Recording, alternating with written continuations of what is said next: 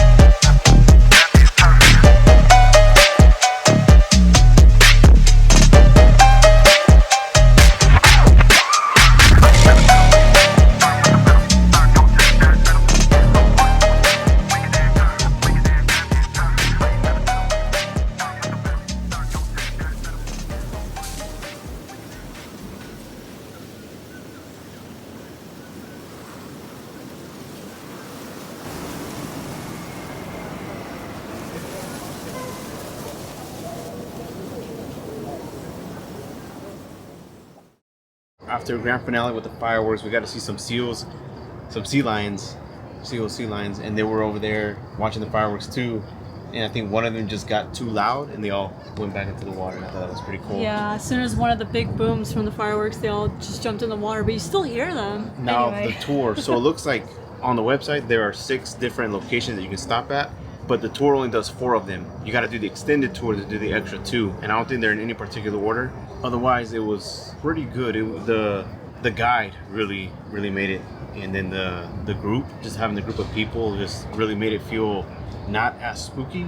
But as soon as they went away and only like 4 of us were left for the extended tour, or 5 of us, it got kind of creepy. Yeah. Our first stop, we started off at the Delta King Riverboat Hotel, Restaurant, Theater, which is what it is now.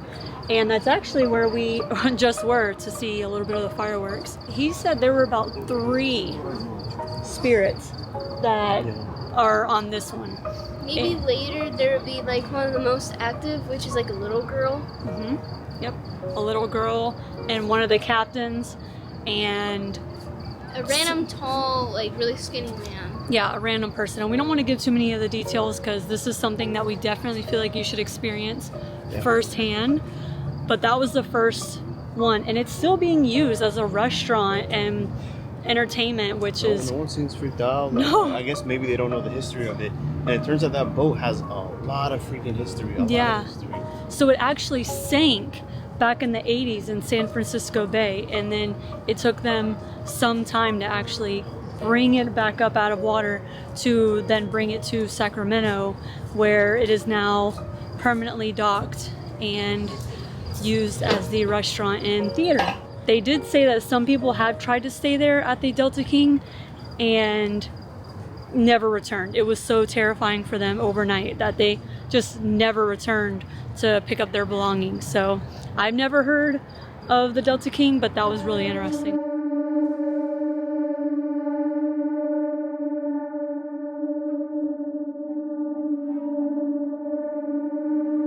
And the second location that we ended up going to was the Eagle Theater. And that was the location that was kind of crazy. It had some weird, like, light things going on with the lights. They said they tried to fix it numerous times. They changed out the bulbs, they changed out the wiring, but it seems like the director who had passed, he wants all that attention, and he keeps changing the lights, the brightness of the lights, which lights come on, which lights come off. And Aaliyah had her reader, EMF. Yeah. And it wouldn't go all the way red, but it would get somewhere in the middle and then kind of shut off, and then come back in the middle and then shut off. Our third stop was, we just stopped in like a little grassy field, and our guide said it's not what's around us that is haunted, it is what's beneath us. What was beneath us. And he was referring to the tunnels that when they kind of just built on top of, as we mentioned earlier, the ruins, a lot of the buildings just kind of collapsed. So the first floor of a lot of these buildings then became kind of like basements. And so they just started building tunnels through them. And that is just where a lot of activity happened with the mobs and the cartels and even some other stuff with some like satanic rituals, satanic stuff, and possible like demonic due to the rituals that were going on down there.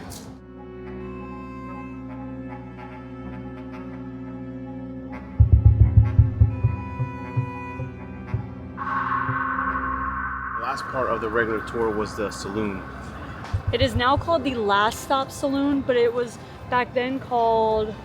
It was like something about a river. Yeah, like Riverfront Saloon. And wow, the stories that were told about this one. And our tour guide said he specifically chose that as the last stop on our tour, the main tour, because it had the most deaths.